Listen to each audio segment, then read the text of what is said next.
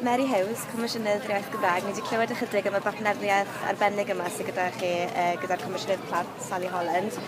Dych chi egluro ychydig ar beth be fydd y bartneriaeth yma'n ei lygu? Wel, y penderfyniad i gydweithio yn y lle cyntaf yn deillio o'r ffaith bod y ddwy ohonon ni'n delio ag hawliau. A mae yna dueddiad, yn arbennig pan ni'n sôn am hawliau ieithyddol, i feddwl am oedolion, pobl sy'n derbyn gwasanaethau, pobl sydd mewn gweithleoedd. Ac yn un sylweddoli fod yna garfan anferth y gymdeithas sydd yr un mor bwysig, os nad yn bwysicach, pobl ifanc a phlant sydd â hawliau'n deillio o safonau'r Gymraeg, bod eu bywydau nhw'n gallu newid oherwydd bod y safonau'n anweithredol. Ac felly fydd y chreu ni drafodaeth gyda y Comisiynydd Plant, fe gallen ni edrych ar hawliau yn ehangach a gwneud hynny ar faes yr Eisteddfod. Be sy'n well?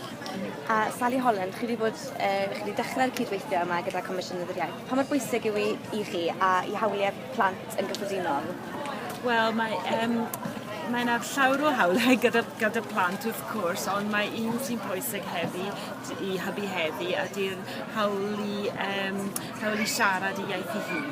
So mae rôl ni yn wahanol, ond ar hawl iaith mae yna rhywbeth i gweithio gyda gilydd.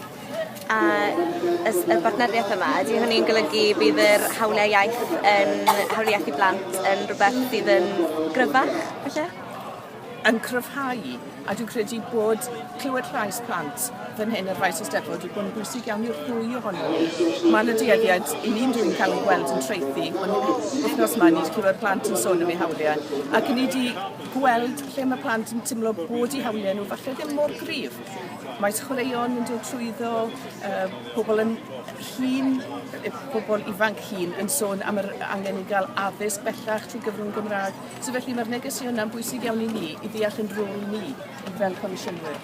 A fydd y bartneriaeth yma yn parhau felly mewn blynyddoedd i ddod? Bydd, ie. Diolch yn fawr iawn.